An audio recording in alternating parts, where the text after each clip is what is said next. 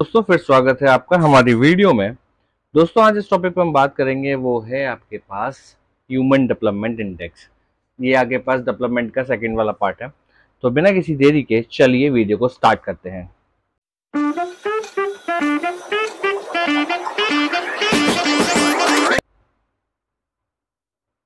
अब human development index की अगर हम बात करेंगे तो एक कंपोजिटिव इंडेक्स है जो कि यूनाइटेड नेशन डेवलपमेंट प्रोग्राम ने चालू करा था 1990 के अंदर।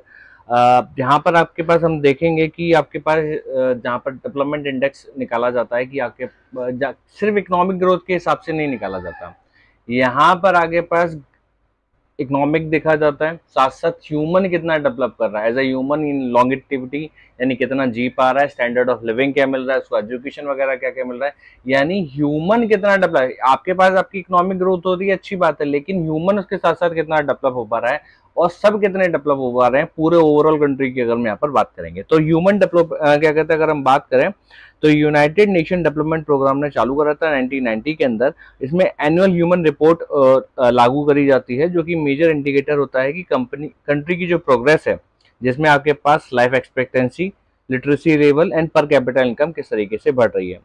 अब यहाँ पर यूएन ने आपके पास यहाँ पर डिवाइड कर रखा है कंट्रीज को, जैसे कि आपके पास कैसे होगा कि जो कि वेरी हाई डेवलप्ड है, फिर मीडियम डेवलप्ड है, लो डेवलप्ड है, यानी जैसे जैसे आपके पास रैंक आती जाएगी, जैसे जैसे आपको मार्क्स मिलते चले जाएंगे उसके हिसाब से आपको रैंक दे दी जाएगी, high developed, very high developed की, हाई डेवलप्ड की, मीडियम डेवलप्ड की एंड लो डेवलप्ड की।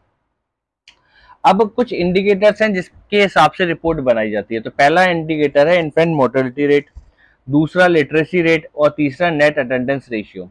तो यहाँ पर आपके पास इन्फेंट मोर्टेलिटी रेट क्या है कि आपके पास नंबर ऑफ चिल्ड्रन जो कि मर जाते हैं अपने पास 1 की एज तक पहुंचते पहुंचते 1000 में से हम इसको निकालते हैं। फिर लिटरेसी रेट की अगर हम बात करें तो यहाँ पर कितना आपके पास पॉपुलेशन जो है 7 साल तक की या फिर उससे ज्यादा लिटरेट है वो देखा जाएगा। नेट अटेंडेंस रेशियो, यहाँ पर जो चिल्ड्रन है 6 से लेकर 10 तक के वो कितने स्कूल गए हैं वो देखा जाएगा। फिर हमारे पास आता है बॉडी मास इंडेक्स।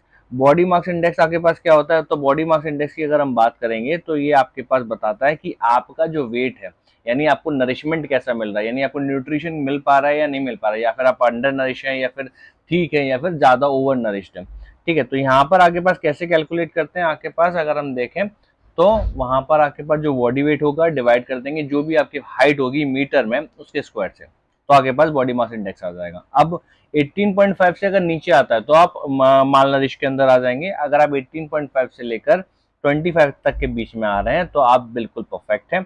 अगर आप 25 से ऊपर आते हैं तो उसको हम ओवरवेट कंसिडर करेंगे।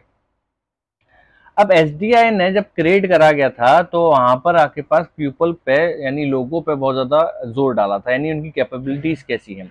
अल्टी देखो हमारे पास अगर कंट्री अगर हमारे पास डेवलप्ड हो रही है तो इसका मतलब सिर्फ ये थोड़ी है कि हमारे कंट्री में अगर ह्यूमन डेवलप नहीं हो पा रहे हैं, यानी सारे ह्यूमंस की बात मतलब जितने भी हमारे पास रह रहे हैं, जितने भी हमारे पास पीपल हैं, जितने भी लोग हैं, अगर वो ही डेवलप नहीं हो पा रहे हैं, खाली इकोनॉमिक ग्रोथ होने से बेहतर थोड़ी है।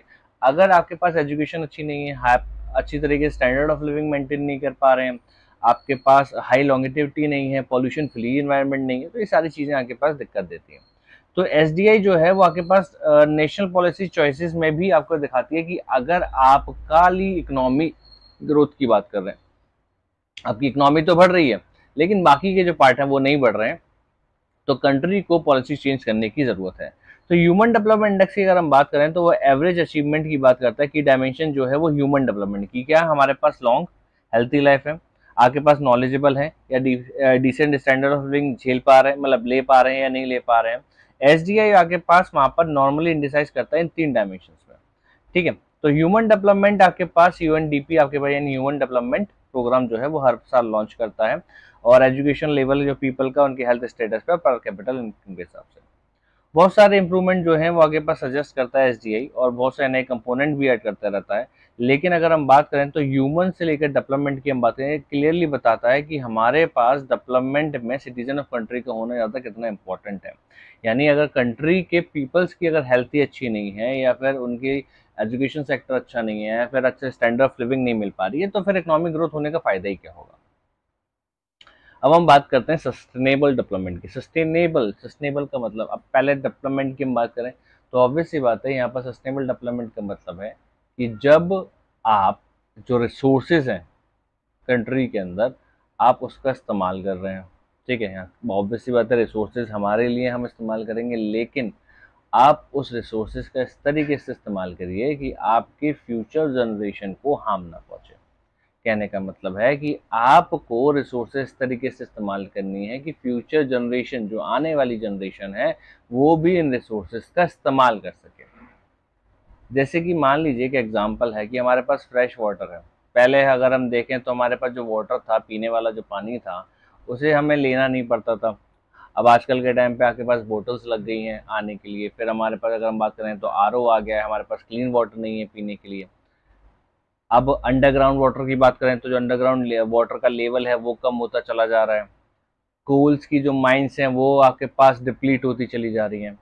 तो हमारे पास कहीं ना कहीं हम रिसोर्सेज का इतना ज़्यादा इस्तेमाल कर रहे हैं, फिर एग्जॉस्ट कर रहे हैं कि हमारे पास फ्यूचर जनरेशन तो देख ही नहीं पाएगी। एक तो फ्रेश वाटर हमारे पास ऑलरेडी कम है, और हमारे पास कोल भी एक ऑब्वियस सी बात है रिन्यूएबल है, लेकिन बहुत धीरे धीरे आगे पास अगर हमारे पास फॉसल फ्यूल ही नहीं बचेंगे तो फिर आगे पास डिप्लीट हो जाएगा। तो हमारे जो आने वाली फ्यूचर जनरेशन है वो कोल देख ही नहीं पाएगी। तो हमें रिसोर्सेज का इस तरीके से इस्तेमाल करना है कि हमारी आने वाली जनरेशन को उससे कोई प्रॉब्लम ना हो। ठीक है, अब ये माना जाता था कि रिसोर्स जो है वो इनएग्जॉस्टेबल है, मतलब हमारे पास एग्जॉस्ट नहीं हो सकती हैं, तो इसलिए बिना किसी रिस्ट्रेंट के, बिना किसी लिमिटेशन के हम यूज़ करते हैं। तो वो आपके पास, जैसे कि गांधी ने बोला हुआ है कि अगर हम बात करें कि आपके पास नीड की, तो आपके पास धरती के पास इतनी रिसोर्सेज है कि हर एक ईच एंड एवरी पर्सन वहाँ पर यूज़ कर सकता है। लेकिन अगर आप वांट की बात करोगे तो वांट कभी किसी की पूरी नहीं हुई। धरती के पास इतना नहीं है कि वो वांट्स को पूरी कर सके। हाँ, वो नीड को सबको ही पूरी कर सकती है, लेकिन वो वांट को पूरी नहीं कर पाएगी। तो इकोलॉजिकल क्राइसिस जैसे कि global warming, ozone layer depletion, environment pollution और लैंड डिग्रेडेशन हो रहा है।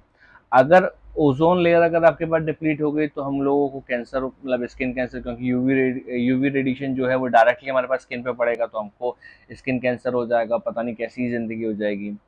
ग्लोबल वार्मिंग हो रही है, आप देख रहे हो कि हमारे पास जो इन्वायरमेंट, जो आपके पास टेम्परेचर है वो ऑब्वियस सी बात है इंक्रीज पे इंक्रीज होता चला जा रहा है, पीक होता चला जा रहा है। 45, 50 तक पहुंच चुका है। क्या कहते हैं, आपके पास अगर आप देखोगे राजस्थान साइड तो 53, 54 तक भी पहुंच रहे हैं। एनवायरमेंटल पोल्यूशन इतना हो चुका है कि हम लोगों को अच्छी एक फ्रेश एयर नहीं मिल पाती है, जिसकी वजह से भी बहुत ज़्यादा प्रॉब्लम होती है। अगर लैंड ही डिग्रेड हो जाएंगी तो फिर हमारे पास खेती कहाँ पर होंगी। तो बहुत सारी ऐसी चीज़ें हैं कि हमें जो रिसोर्सेज है उसका लिमिटेड ही यूज़ करना है, उसको एग्जॉस्ट नहीं करना है। अब जैसे कि ग्राउंड वाटर का, जैसे कि मैंने आपको बताया था कि ग्राउंड वाटर जो है इंडिया के अंदर वो डिप्लीट होता चला जा रहा है। ग्राउंड वाटर अगर डिप्लीट हो गया पूरी तरीके से, जो फ्रेश वाटर पीने वाला पानी जो है वो पूरी तरीके से खत्म हो जाएगा।